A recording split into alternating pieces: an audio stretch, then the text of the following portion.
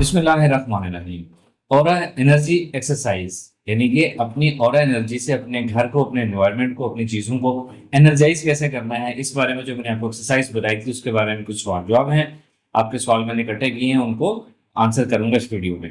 पहला सवाल कि इन सब चीज़ों पर जब एनर्जी प्रोजेक्ट करनी है तो उसका दौरानिया कितना होना चाहिए, एक चीज़ के ऊपर कितनी देर एनर्जी प्रोजेक्ट करें। तो इसका तरीका ये है कि मिसाल के तौर पर आपने अपने पानी या खाने पे एनर्जी प्रोजेक्ट करनी है, तो आप खाने की दुआ पढ़ें, बिस्मिल्लाह पढ़ें और अपनी एनर्जी एक्टिवेट रखें, बल्कि हर वक्त ही एक्टिवेट रखें और थोड़ी देर एनर्जी प्रोजेक्ट करें। क्योंकि खाने को हम ज़्यादा देर वेट नहीं करवाते। अगर खाना बन रहा है, अभी सर्व नहीं हुआ, तो फिर हम कर सकते हैं, जब खाना आ जाए तो उसको ज़्यादा देर वेट नहीं करवाते, थोड़ी देर ही काफ़ी होगी। लेकिन अगर आपने किसी ऐसी चीज़ पे एनर्जी प्रोजेक्ट करनी है, किसी मेडिसिन पे करनी है, अपनी कॉस्मेटिक्स पे करनी है, तो थोड़ी देर आप करें, कम से कम एटलीस्ट 2 to 3 मिनट्स जो है आप उसको एनर्जी प्रोजेक्ट करें।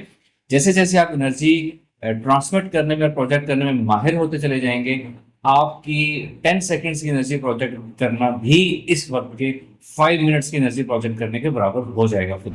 एक नेक्स्ट सवाल है, खातून ने किया है कि उनके शोहर की टांग पे जख्म बन गया है, उसका कि ऑपरेट हुआ तो थोड़ा सा उस पर लेग में थोड़ा सा एक स्किन के अंदर या बॉडी के अंदर मसल के अंदर सुराख बन गया है। अब कैसे इसके ऊपर एनर्जी प्रोजेक्ट की जाए इसको हीलिंग के लिए।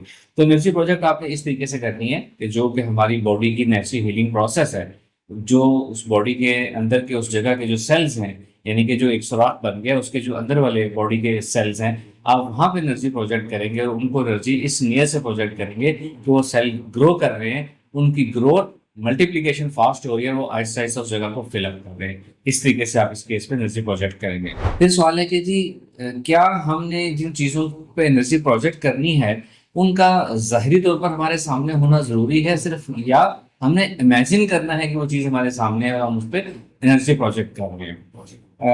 जब आप अभी तो आप स्टार्टिंग से हैं, स्टार्ट कर रहे हैं, तो आप ऐसी चीज़ों पे ही एनर्जी प्रोजेक्ट करें, उनको एनर्जाइज करें जो आपके सामने मौजूद हों। जब आप कुछ अर्सा ये काम करते करते परफेक्ट हो जाएंगे, आपकी एनर्जी एक जगह से दूसरी जगह जाने लगेगी, आप हीलिंग भी कर सकेंगे, दूसरों की टेलीपैथी भी कर पाएंगे, यानी कि सक्सेसफुल एनर्जी ट्रांसफर एक दूसरी जगह पे हो पाएगी। तब आप ये काम करेंगे। मुझसे पूछें तो यस, मैं तो इस वक्त ऐसे ही करता हूँ, रिमोट एनर्जी ट्रांसफर करता हूँ, रिमोट एनर्जाइजिंग भी करता हूँ, रिमोट हीलिंग भी करता हूँ। आप लोग भी चूंकि स्टार्ट कर रहे हैं तो आपने अपने सामने अपनी चीज़ों को एनर्जाइज करना है भी। एक बहुत दिलचस्प सवाल आया है कि एयर कंडीशनर पर एनर्जी प्रोजेक्ट कैसे की जाए, क्या साथ उसको ये अफर्मेशन भी बोलनी है कि हमारा बिल कम आए।